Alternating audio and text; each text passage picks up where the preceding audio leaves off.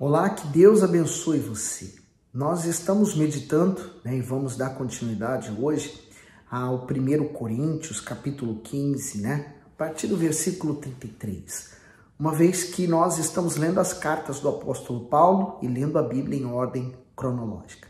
Agora, se você tem gostado desse conteúdo, dê o seu gosto, partilhe o vídeo e vamos pedir ao nosso Deus que abençoe essa nossa meditação de hoje. Meu Pai, te dou graças porque aqui estamos meditando nesse tesouro que temos em mãos, a Tua Palavra. Abençoa essa pessoa que tem meditado junto conosco, que o Senhor dê a ela a vida e vida com abundância. É a Tua promessa, em o nome de Jesus. Amém. E eu vou começar pelo 33, que diz: não vos enganeis, as más conversações corrompem os bons costumes. Então, quais bons costumes? Vamos lembrar alguns deles, Os bons olhos, o guardar o coração, o se livrar das fofocas, da mentira, da corrupção, enfim, vários outros. Então, ele fala que as más conversações, sabe aquelas pessoas que gostam de falar dos outros? Fala assim, olha, você ficou sabendo? Não, mas o quê? Olha, o fulano, e aí vem contar alguma coisa a respeito do que está acontecendo, Porque tem uma informação privilegiada. E aí aquela pessoa que guardava o coração vai deixar de guardar, vai guardar mágoa.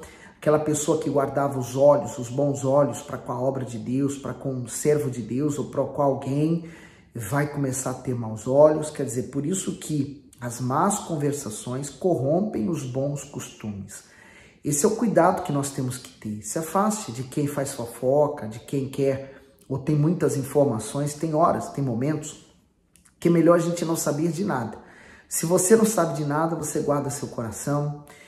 Tem um macaquinho que às vezes aparece na internet, Um tem a mão nos olhos, o outro tem a mão nos ouvidos, o outro tem a mão na boca. E eu diria, um tem a mão no coração também, que é para guardar o coração. Assim temos que ser nós, Tem coisa que é melhor a gente não saber, não ver, para que a gente possa guardar e manter a nossa fé, a nossa salvação. 34. Vigiai justamente e não pequeis, porque alguns ainda não têm o conhecimento de Deus. Digo para a vergonha vossa. Então, quer dizer, o conhecimento, o ser cheio do Espírito Santo, essa questão dentro da igreja é uma vergonha para a pessoa. A pessoa que não investiu em ter o Espírito Santo. Talvez ela investiu em conquistar um bem, ela investiu em conquistar uma casa, ela investiu em conquistar o marido, a esposa, mas ela não tem o conhecimento de Deus. E digo para vergonha vossa, quer dizer, uma vergonha para a pessoa que está na igreja e ainda não conhece a Deus. 35. Mas alguém dirá, como ressuscitarão os mortos? E com que corpo virão? Insensatos. O que tu semeias não é vivificado se primeiro não morrer? E, quando semeias, não semeia o corpo que há de nascer, mas o simples grão, como de trigo, ou de outra qualquer semente. Mas Deus dá-lhe o corpo como quer, e a cada semente o seu próprio corpo. Nem toda a carne é uma mesma carne, mas uma é a carne dos homens, e outra a carne dos animais, e outra a dos peixes, e outra a das aves, e há corpos celestes e corpos terrestres, mas uma é a glória dos celestes, e outra a glória dos terrestres. Uma é a glória do sol, e outra a glória da lua, e outra a glória das estrelas, porque uma estrela difere em glória de outra estrela. Assim também a ressurreição dentre os mortos. Semeia-se o corpo em corrupção, ressuscitará em incorrupção. Semeia-se em ignomínia, ressuscitará em glória. Semeia-se em fraqueza, ressuscitará com vigor. Semeia-se corpo natural, ressuscitará corpo espiritual. Há corpo natural e há também o corpo espiritual. Então, ele está dizendo que hoje, por exemplo, eu carrego esse corpo, O que nós somos feitos? De barro. Então, o vaso de barro, por vezes, ele racha, E aí ele precisa ir para o conserto, colocar mais barro, colocar cera, ou tapar aquela rachadura para que ele possa permanecer. Assim também nós somos sujeitos a ficar doentes, Quantas pessoas, e não é demônio, nem toda doença que a pessoa tem é um demônio, é coisas da vida, né? Então, nós podemos rachar a qualquer momento, né? E precisamos dos médicos, e vamos lá ao reparo no médico. E se não for pela fé, a medicina está aí para nos ajudar.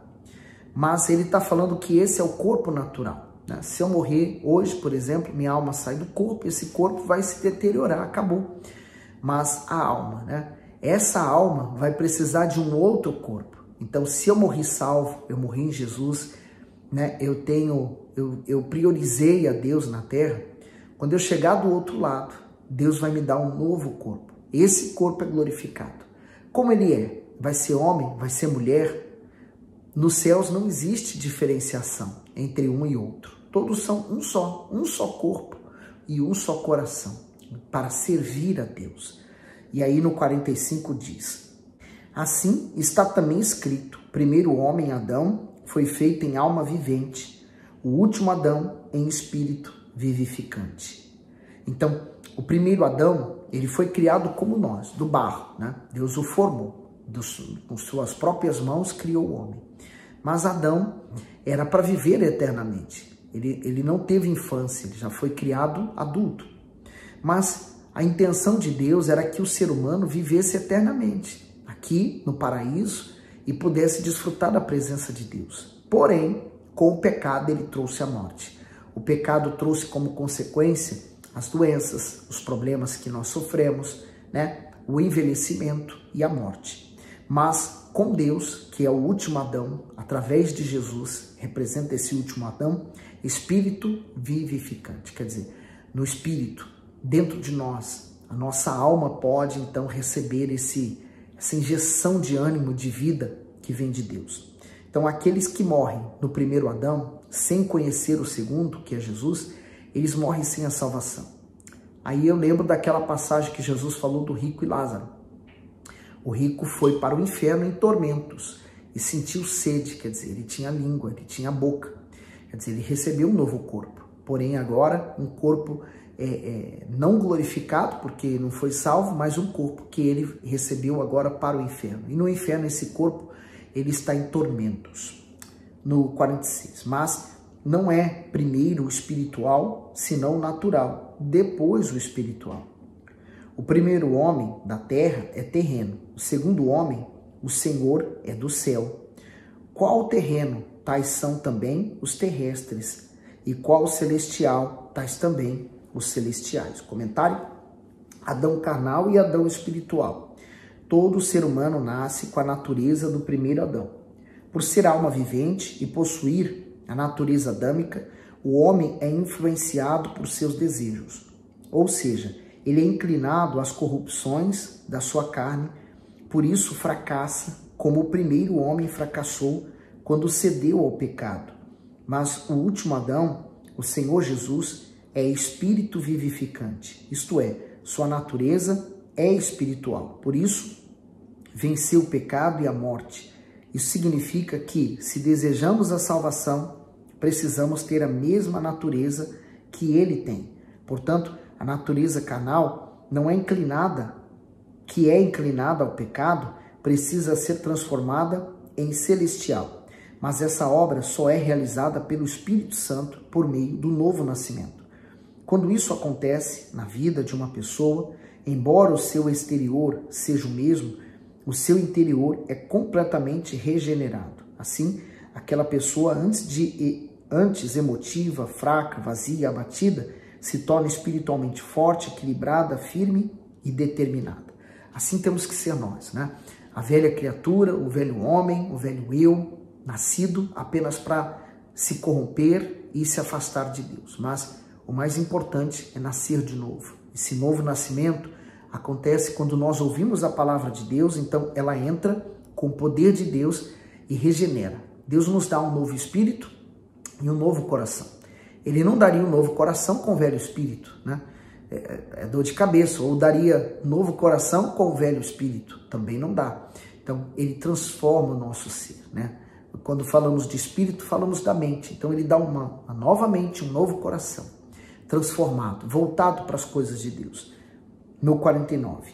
E assim como trouxemos a imagem do terreno, assim traremos também a imagem do celestial. Comentário: a imagem celestial, a herança de Adão aos seus descendentes, que são aqueles que carregam a sua natureza carnal, é a imagem terrena.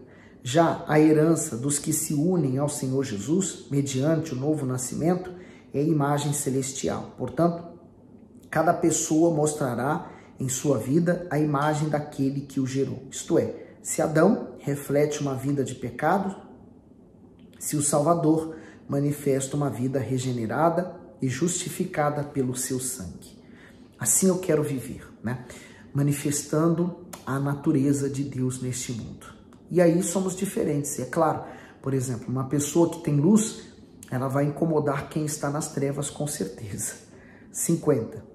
Agora digo isto, irmãos, que a carne e o sangue não podem herdar o reino de Deus, nem a corrupção herdar a incorrupção. Então, veja que revelação interessante, né? A carne e o sangue, quer dizer, esse corpo mortal, eles não podem herdar o reino de Deus, porque ele carrega em si o pecado, nem a corrupção herdar a incorrupção, quer dizer, o que esse corpo corrupto vai herdar. Não, tem pessoas que se agarram a essa vida com unhas e dentes, elas não querem morrer. Por exemplo, normalmente as pessoas não querem envelhecer, elas não querem mostrar a sua velhice, elas querem continuar jovens. Por isso que hoje aplicativos, por exemplo, que a pessoa ela faz um vídeo, por exemplo, né? E no vídeo vai aparecer ela com idade de adolescente, de jovem, e tem pessoas que se sentem emotivas por verem aquela imagem tão jovem, tão jovial, né? Elas se sentem com vontade de estarem jovens novamente. Quer dizer, o ser humano, ele não quer envelhecer, não quer morrer, ele quer permanecer vivo ainda neste mundo, né? E, enfim, uma coisa aqui, entre aspas, né? As pessoas não sabem envelhecer, elas não querem envelhecer, né?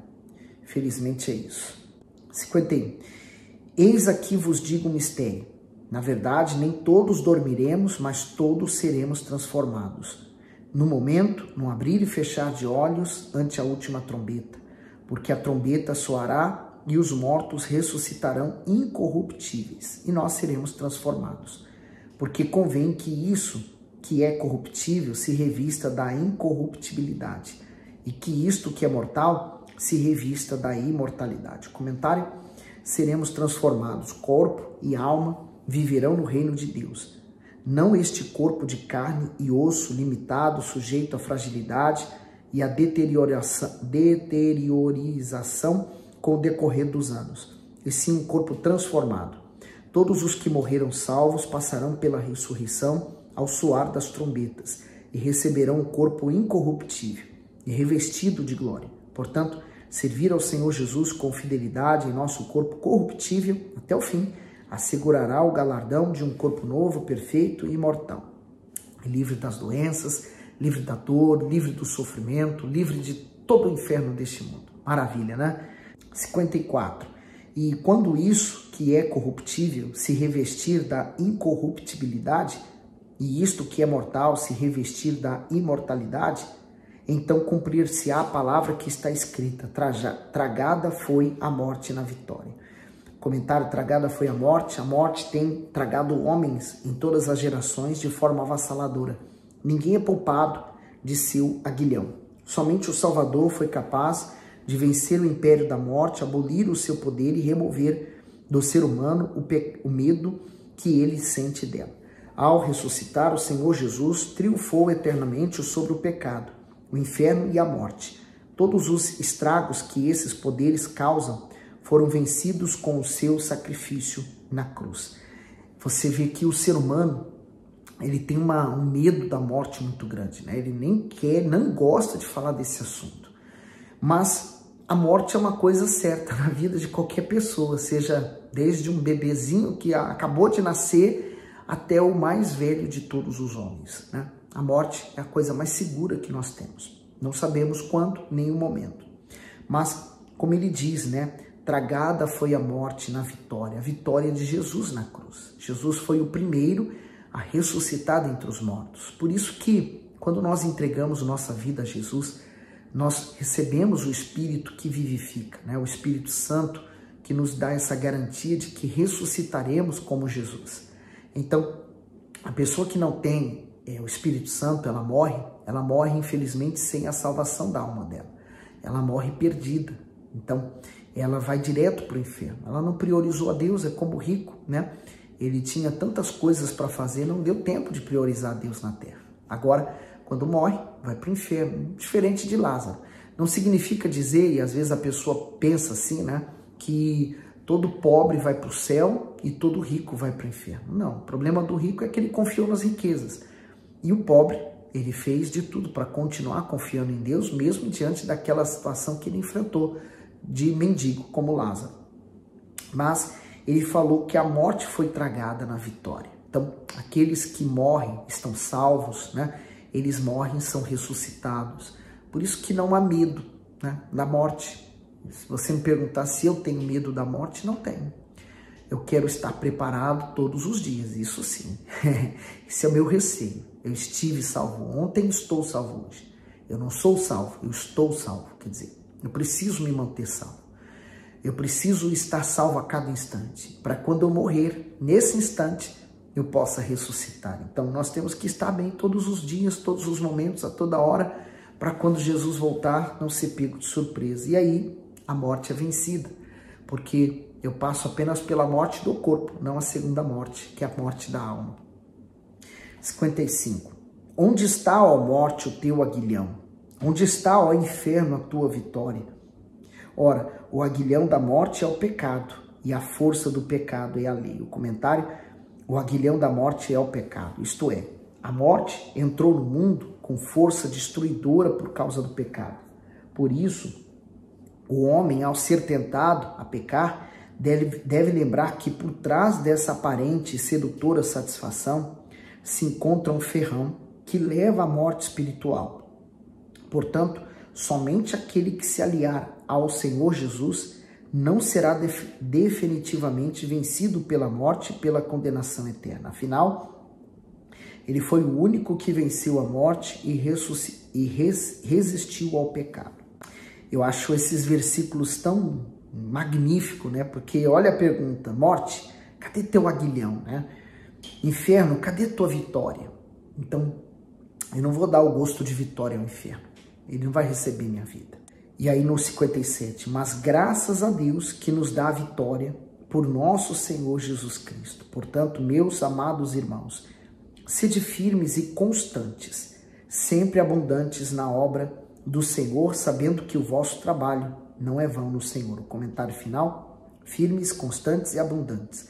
Diante de verdades e recompensas tão gloriosas na eternidade, somos encorajados a nos manter firmes e constantes na fé, a ponto de nada nem ninguém nos abalar. Além disso, somos estimulados a fazer com todo empenho a vontade de Deus e a promover o seu reino nessa terra. Todos os que vivem dessa forma estão devidamente retribuídos pelo Altíssimo. Serão devidamente retribuídos pelo Altíssimo.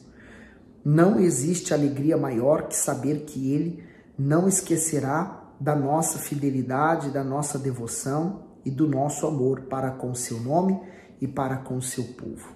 E eu termino meditando nesse último versículo. Portanto, meus amados irmãos, primeira coisa, sede firmes. Eu preciso ser firme com relação à minha própria vontade, ao que o mundo quer empurrar para mim. Eu preciso ser firme, né? Ser firme, uma pessoa decidida, né? Ela não está vendida às coisas desse mundo, mas ela foi comprada pelo sangue de Cristo. Então, firmes, constantes, né? Então, a pessoa que ela é firme, também ela será constante. Então, hoje ela está firme, amanhã também. Há pessoas que elas são variáveis, né? Assim como o tempo, hoje pode estar nublado, amanhã pode estar sol.